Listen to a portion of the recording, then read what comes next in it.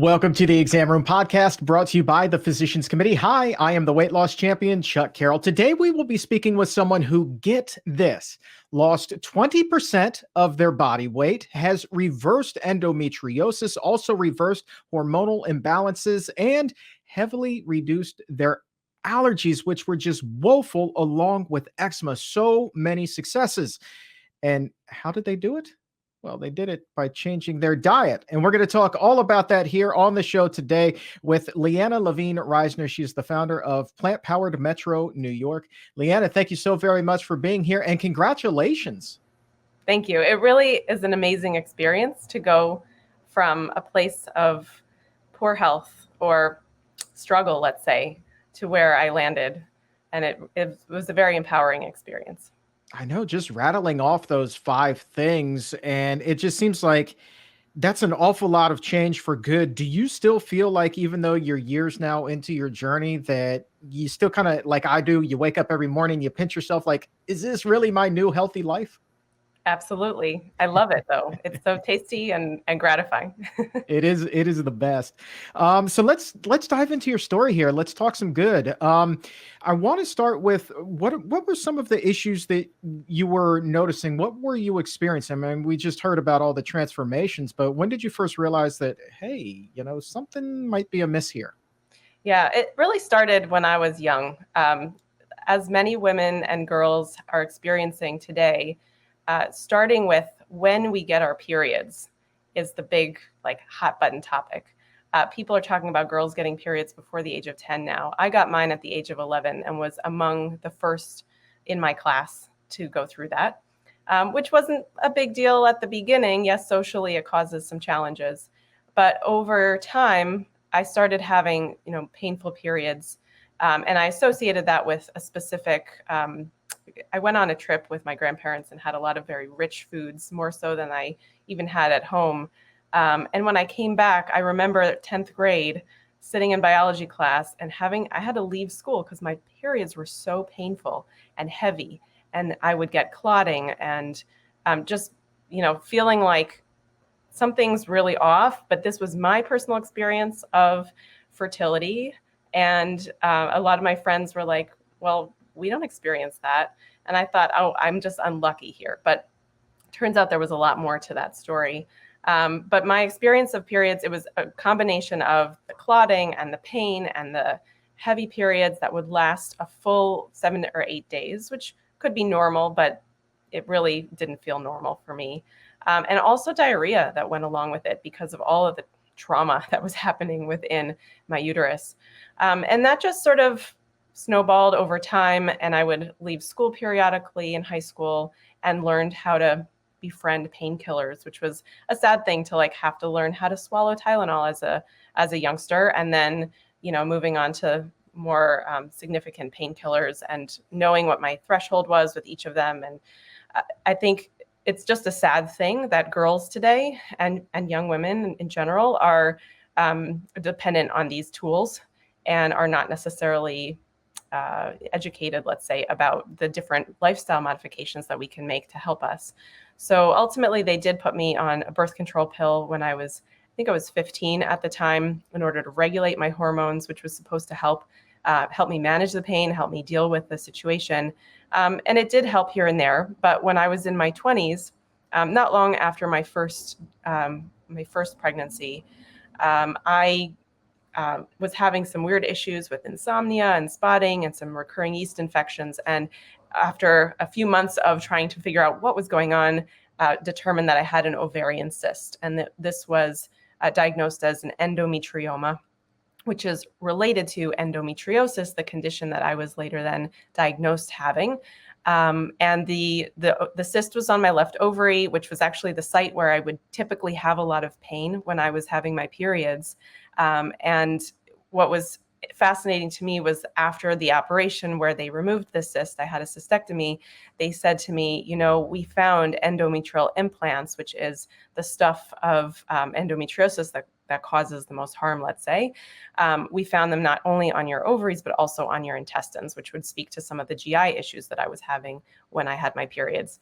So having this diagnosis was an important thing, let's say, in saying what the problem was, but it didn't solve the problem ultimately at that moment. This was about more than 10 years ago at this point. So over time, I still managed the endometriosis with the pill, and then went looking for other solutions, initially not even for endometriosis, but for some of my skin concerns and allergies, and found myself in the world of plant-based nutrition. Boy, there's a lot to unpack there.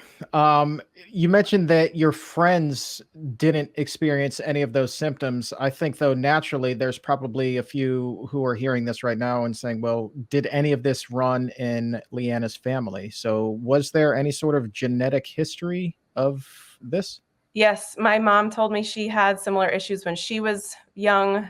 We have very similar, menstrual histories. Let's say, for better or for worse. Sorry, Mom, but it was, and unfortunately, because it ran in the family, that was part of the narrative. That, well, I'm sorry, you have the bad genes, but here's what we have to do. Let's see what the doctors have to say, and the doctors, they do what they know what to do, and that has to do with pharma mostly. So yes, it did run in my family.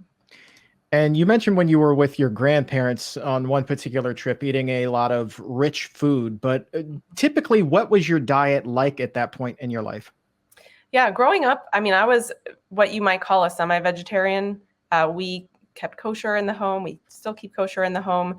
And I grew up in a small town where we didn't have easy access to a lot of meat. So we would sort of stockpile it and use it slowly. But we had a lot of vegetables, a lot of plants in the diet. Definitely had a lot of whole foods in the diet. But that wasn't enough to help out at the outset. When I went on this trip, I was having a lot of meat and dairy, more so than I ever had. I think we had ice cream like many days of this 5-week trip that I took overseas. And I, given my experience and then changing how I ate, dairy was really the first thing that I took out that made the biggest difference in my estimation. And so it would make sense to me that having this serious recurring experience with ice cream would have triggered some significant issues with my disease. Aside from your menstrual issues, were you finding yourself maybe like you were feeling immunocompromised? You were always getting sick, whether it be with, the sniffles, a cold, a fever, like that just wouldn't quit? Yeah, as a kid, I definitely was sick often enough that I remember being sick and out of school for extended periods of time. I remember returning from trips to Florida, and we live in the Northeast, and then, having pneumonia on a few different occasions in elementary school. But as I got older, I think a cold for me was always, feeling the feeling in your throat, and then within a day or two, having it move down into the lungs, and that bronchitis, that feeling of the swelling of the tubes. That was for me what getting sick meant. It meant having this inflammation.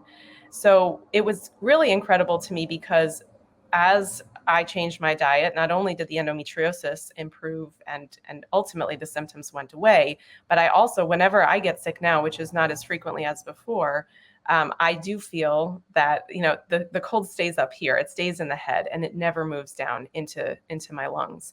And that's a game changer too, because I got taken out of school quite a bit. I remember actually as a senior in high school being out for 2 weeks straight in the springtime, and just, it was a big drag on my parents too.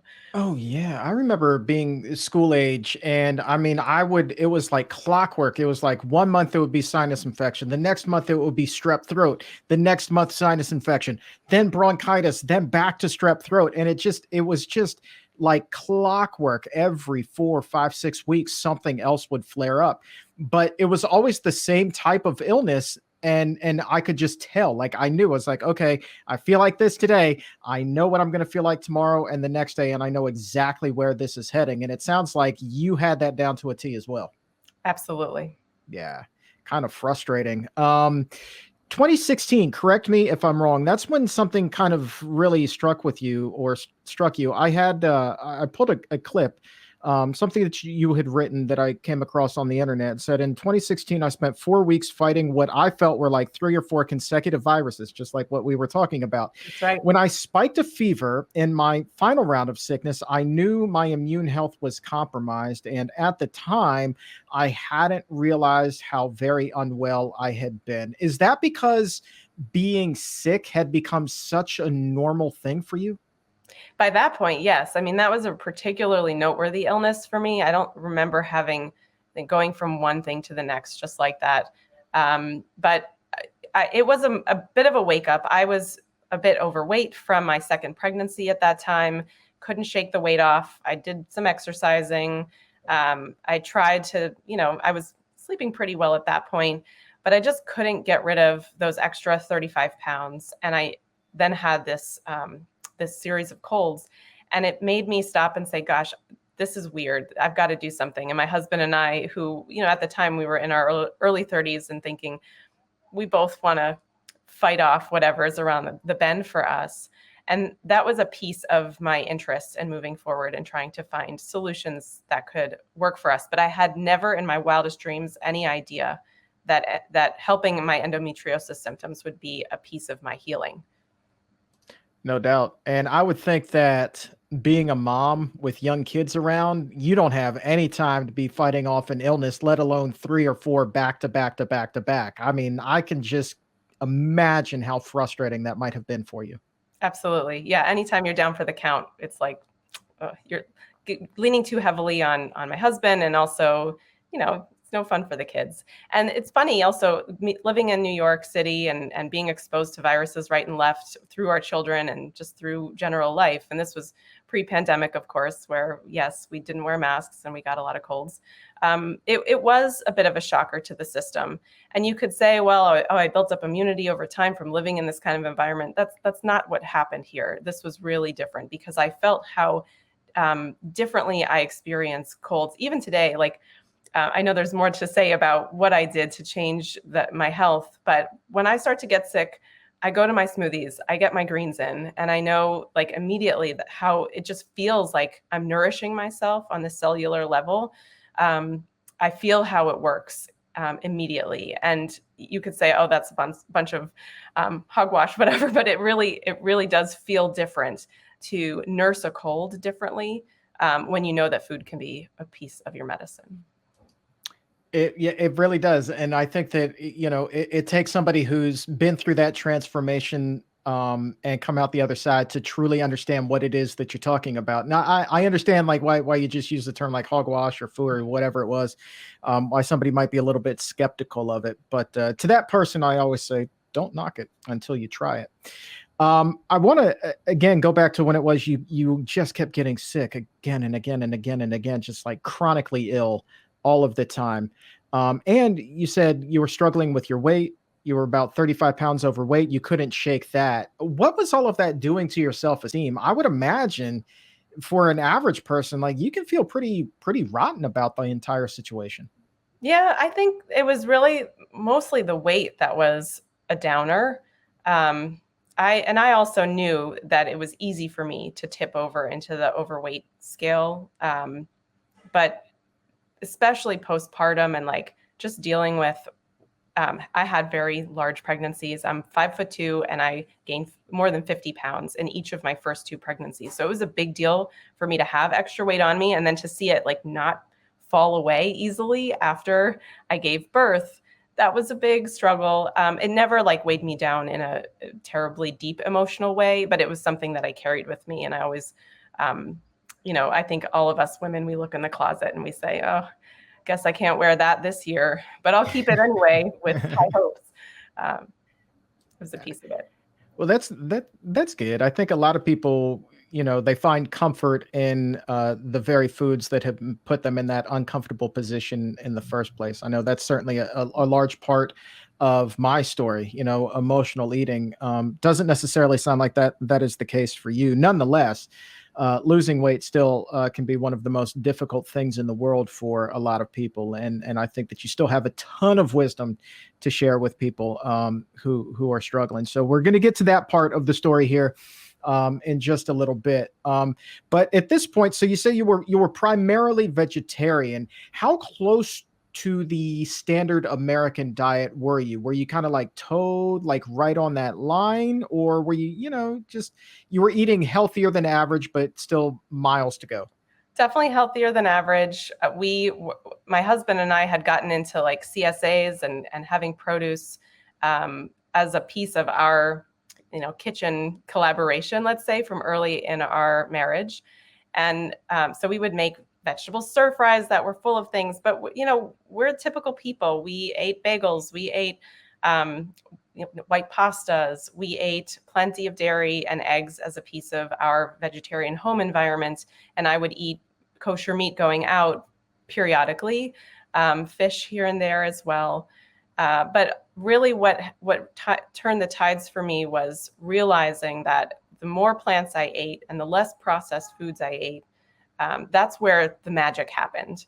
And to me, I wouldn't have believed it before because, yes, I got all the messages that we all receive around moderating and trying to, keep your intake of this and that down. I live down the street from a Dunkin' Donuts. I probably had Dunkin' Donuts 2 or 3 times a year before, but now I look at it and it like reads poison on the awning to me because I've changed my lens around food and I don't see food in my culture in this New York City, everything's at street level, it's accessible to you kind of culture.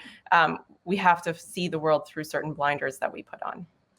And isn't it funny though, how once you see things differently, it's like they can't be unseen. So the way that you were just saying, seeing that messaging or that logo and it basically reading poison as opposed to what the restaurant's actual name is. I mean, it's so very true. And that's not just limited to, you walking down Fifth Avenue or whatever and seeing all of these various chain restaurants. I mean, that's you go into any grocery store in New York and you look at the aisles and once you kind of get an idea of what's going on there, it's like, wow, this has been happening forever. And this is why X, Y, and Z are happening to me, to my family, to so much, or at least a big contributing a part of it. And then when you go to have those conversations with people, that can be awkward yet if they haven't had that same kind of I don't want to call it an awakening, Lianna, but That was the I word guess that's what it is, right? Yep. Yeah. It really does feel like an awakening. It does. I mean, so when you now are talking to your friends and your family about the choices that you make with your food and why they may want to investigate perhaps eating healthier themselves, how do those conversations tend to go? I'll be honest, they're really hard. And I think that's the case for so many of us, especially with family members and close friends and the communities that we've been um, close to and active with for a while. I feel like I live a different life. I see the world differently now. And it's very hard to continue to like walk in the same spaces that I have all along. I come from a very active Jewish background as well, very active in my synagogue community and in other Jewish communal organizations. And every Jewish life, as so many ethnic cultures it's about food. Everything is about food. But having the conversations about what should be served and what would ideally be served, that's where I think we fall into some trouble. And I have moved away from talking directly with people about how I do things and making recommendations to just trying to let my work speak for itself. So I've had the privilege of starting and co-founding and running an organization here in New York City, PlantPowered Metro NY. And really the goal in creating this organization was to give myself a bit more credibility in talking about this way of eating and the health benefits with other people who are less aware, but to show them, look, there's a lot of science behind it, and you don't have to be a doctor, or a dietitian, or in the healthcare profession to reclaim your health. You can do this with your own kitchen skills and just learning some of the ropes, the basics. And I think that's been completely gratifying to me, and it opens a lot more conversations to talk about what I'm doing out there than about what somebody might change over here. So I really appreciate having the community and having the work to show for it, because it says a lot about where this movement is going and how we can be ambassadors in the movement as well. Yeah, and I'm excited to talk to you about Plant-Powered Metro New York here in just a little bit. But I want to get back to your personal story here. And you are a mother. You have how many kids now? Three? I have 3. Mhm. Three children, but you were diagnosed with endometriosis at an early age. Was pregnancy ever a concern for you? Like maybe that's just not in the cards for me? Thankfully, no. And I think what I'd learned is that 1 in 10 women has endometriosis, and about half have issues with fertility. Whether that changes with, advanced age or age of diagnosis, I'm not sure. But I did not have issues with fertility. The one issue, of course, was with an ovarian cyst. The reason it had to be removed was because it could have affected my fertility by ruining the ovaries integrity and the fallopian tube attached to it. So that was something that we got in front of. And had I allowed the disease to progress further, there could have been other issues for my fertility. But thankfully, getting pregnant was not the issue. And I want to talk to you about the hormonal changes that occurred postpartum. This was an interesting conversation you and I were talking about just before we began recording. And I'll be perfectly honest with you. As a guy, I had never thought about this before, but you noticed that there was an enormous shift in your hormonal balance between your second and third children. I'm assuming, was that around the time that you began to change up your diet, and what kind of happened there? Yes. So I changed my diet a few months before I got pregnant with my third child. And what I did, just to sort of walk you through the steps, I first took out dairy along with gluten, which I knew to sort of trigger some GI symptoms for me, and then went more plant-based and more unprocessed. And it was the combination of all of those factors that led to my total health liberation, let's say. But the very first step of taking out dairy and gluten seemed to be the initial triggers that allowed my endometriosis to calm and ultimately heal. When by the time my daughter was born, my third child, I was in this elimination phase and then reintroducing certain foods. So I did have some dairy and eggs in my diet during my pregnancy, but then I found the field of plant-based nutrition when she was 6 months, 6 months old. And at that time, it was really interesting because I was still highly plant-based and unprocessed. My fertility had not returned 6 months afterwards. And this was noteworthy for me because with my first 2 kids, who I gained a lot of weight with at the outset, my fertility came back 4 and 5 months postpartum while I was exclusively breastfeeding. So for anybody who's not aware, for many women who are exclusively breastfeeding, and certainly even beyond the exclusive period when you're also feeding your kids food, plant foods, let's say, that's usually when you don't have your periods come back. Your fertility sort of stays at bay because you're nursing a child, and you shouldn't have more children necessarily when you're giving all of your nourishment and your energy to a little one. Now, this is not universally true, but in my experience, those first 2 kids, fertility returned 4 and 5 months postpartum. That was not so fun because you have to deal with that alongside dealing with the young children. With my third child, by the time I was fully in it, plant-based and very whole food oriented, it took 22 months for my fertility to return. And that was night and day different. And I could tell, for me, that just sort of was another illustration of how my hormones were completely different from before. The idea that I could reduce my estrogen exposure, which is what we know to be correlated with, when you have your period, there's going to be more estrogen circulating in your body.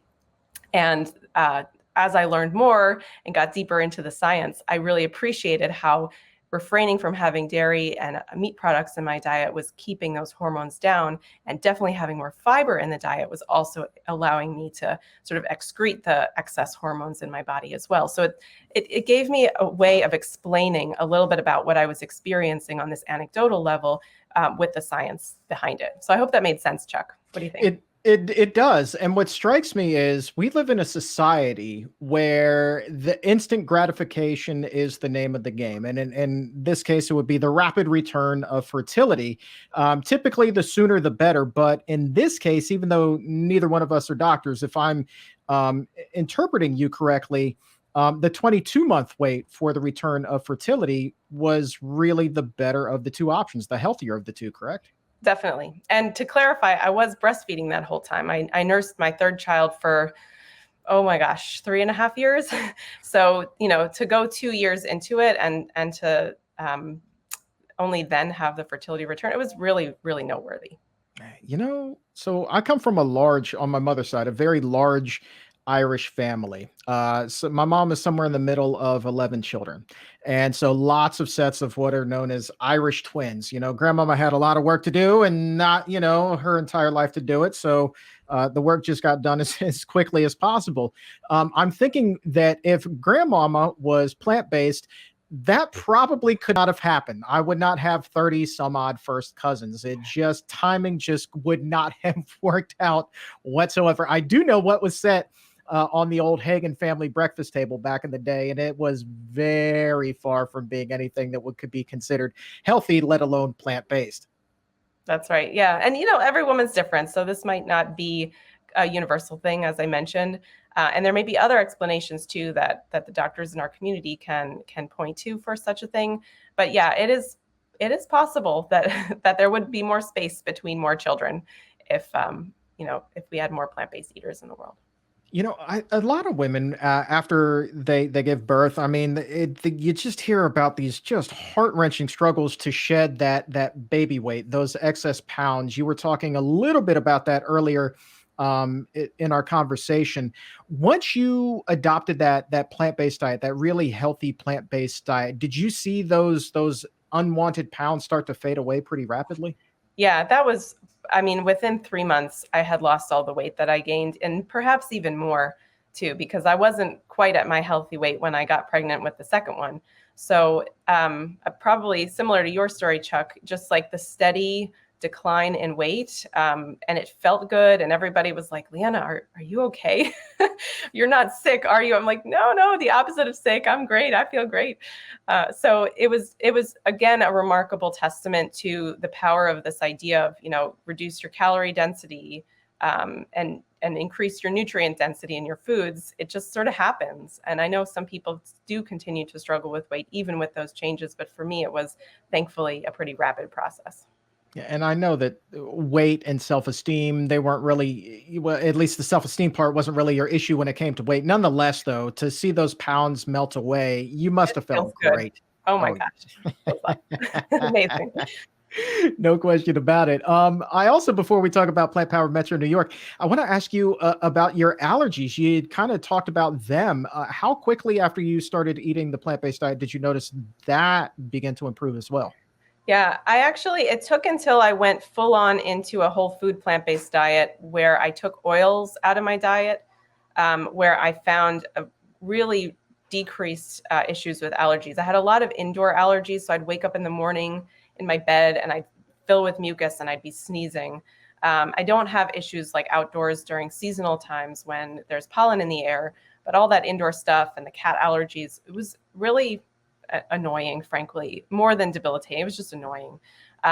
So when I changed and cleaned out the diet, I saw that my allergic reactions were a lot lower. And then I also went further and I saw that there were specific foods that would trigger more mucus in my system. So I have found that it's beneficial for me to eat a higher raw diet, to have more greens and more vegetables in my diet.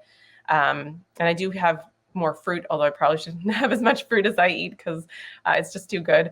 But I notice, like, if I have raw nuts, for example, they'll trigger my allergies. So I've got to like tamp down on that, or I soak my nuts, or I have them like pureed into sauces instead of having them raw, uncooked or not unprepared, let's say.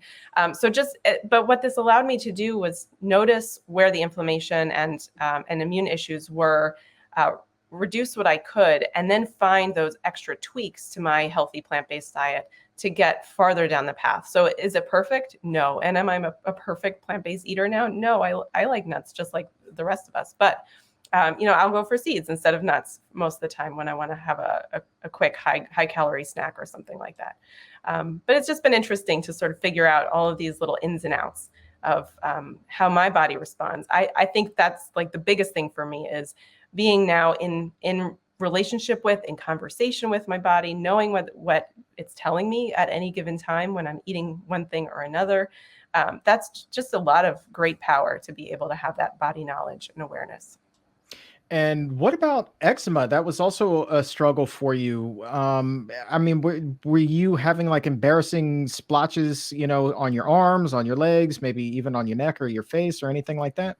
Yeah, and actually it took a little bit more of the tweaking of plant-based nutrition itself for me to get past the skin issues. I found that grains were very inflammatory for me, even whole grains. So again, going toward that more high raw way of eating. If I have fewer grains in the diet, usually the better it is for me to maintain my skin health better. But I'm feeding kids, and the kids need the high calorie grains and other things in the diet. So I'm around it. I'm not perfect, but I'm doing my best, and I know what I need to do to get it under control. So what does your diet look like today? Walk me through your menu for yesterday. What was on your plate? Well, we made a smoothie, as we usually do. We like to fill up the blender for everybody. It's got mostly either spinach or romaine. If we have kale in the house, we'll use that. We put our omega-3 seeds in it. So we've got either chia or flax or hemp seeds, and sometimes a combination of 2 or 3 of those. And then we add the fruit on top. So usually a banana or 2, and then some frozen fruit from the freezer. And it's always quite tasty. And I love that it helps my kids also get in their greens and their seeds, because it's not easy for the kids to enjoy that so much. So this is one strategy that's good for all of us. In terms of like lunch, I mean, we do a lot with vegetables, like I said, and I love my Instant Pot. So we'll throw in whatever vegetables are in the fridge. We'll put them in the pot and set it for a few minutes, and then it's done.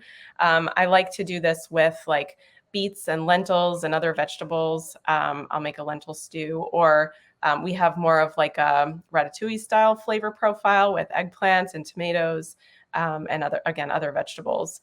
So that's usually like a go-to. But I also I build big salads, and I love, having the huge salad bowl, lots of greens. I put a big scoop of some kind of bean on top, and other veggies that I cut up, and then sprinkle of tahini dressing on top to sort of round it out. And my tahini dressing has like garlic and lemon juice and a lot of flavor in it. So I don't use salt. I actually really hate salt when I eat it. I get offended when people give me food with salt in it, because it feels like it's like adulterating the beauty of the plant foods within.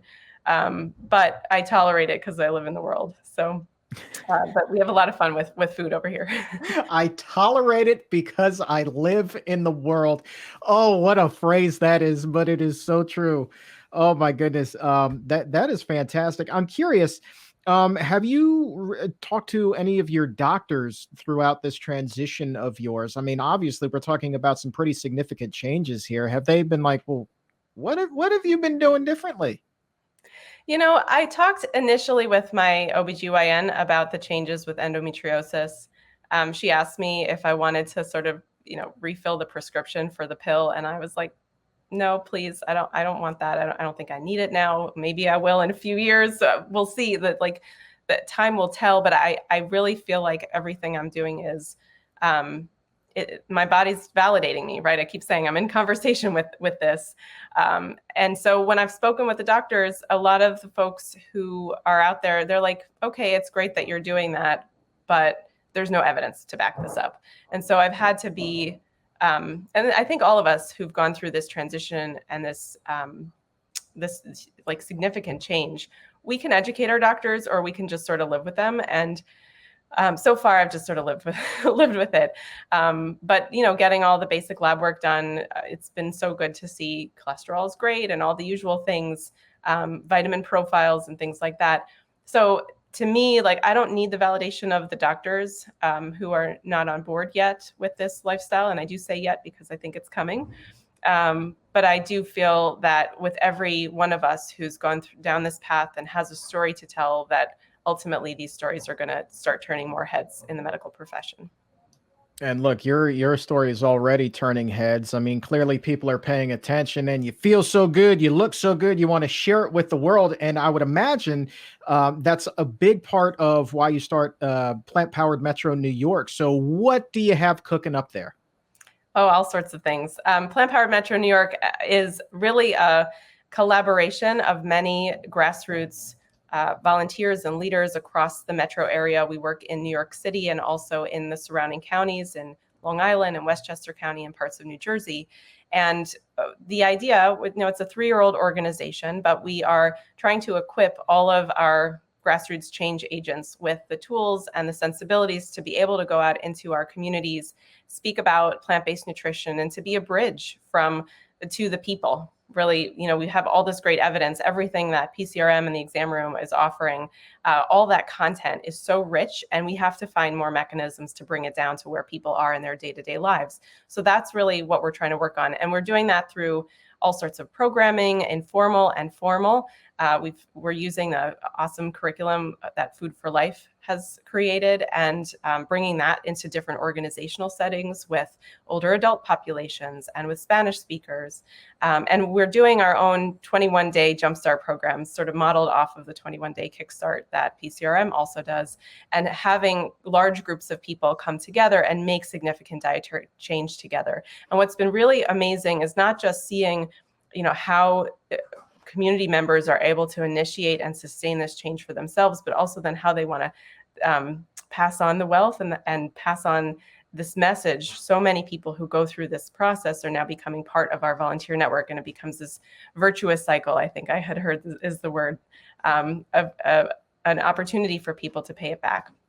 And what I also love is that we are working very closely with our local plant-based clinicians, both doctors, nurses, physician assistants, and dietitians, and other people in healthcare. And we've got wonderful relationships with SUNY Downstate Health Sciences University, with our friends at the New York City Health and Hospitals Corporation, who are now working on nutrition and lifestyle medicine initiatives, and a few other healthcare organizations locally as well. And some of it is like employee wellness, and others are on the sort of community side, community and patient wellness as well. Well, you've got your hands full over there. I'm looking at your event calendar. I'm all jazzed up because I see that you all will be at the farmers market at Union Square, which is, I mean, that's so cool. I used to work down in that area way back in the day, and that's so cool. So here's the deal: if you would like to learn more, go to plantpoweredmetrony.org. That's plantpoweredmetrony.org. We're going to put a link to that in the show description or in the episode notes for you to click as well. And Lianna, if there's one thing I know, it is, well, actually two things. One, we have a ton of exam roomies who live up in New York. And two, they have a ravenous appetite for all things health. So I'm hoping that a lot of the roomies will look you up and get involved and get connected and make an even more powerful plant-powered Metro New York. That's all fantastic. So congratulations on all of your success. I'm so happy that you have your health back and you're just thriving and now helping others thrive along the way as well. Thank you so much, Chuck. It's been great to be here. And oh, by the way, lest we forget that you will also be coming down to join us for the International Conference on Nutrition and Medicine, August 18th through the 20th, down here in Washington, D.C. You're going to be going into even greater detail with your story. I believe you're going to be sharing the stage with Dr. Neil Barnard. Is that correct? I have the distinct privilege to do so, yes. No pressure there. None whatsoever. He's the nicest guy. There's no way you could ever shake in your boots with him, because he just makes everybody feel so good in the room. Yeah, he is the coolest. So I'm looking forward to seeing you there and getting to meet you in person. And I mean, just congratulations on all of your success. You are really a mover and a shaker, and the world needs more people like you. Thank you so much, Chuck. If your health IQ is a couple of points higher than it was a few minutes ago, go ahead and like this video or subscribe to the YouTube channel. And to take it even higher, head over to Apple Podcast or wherever you get your favorite shows. Look for The Exam Room by the Physicians Committee. Hit the subscribe button there as well and help to make your world a healthier place.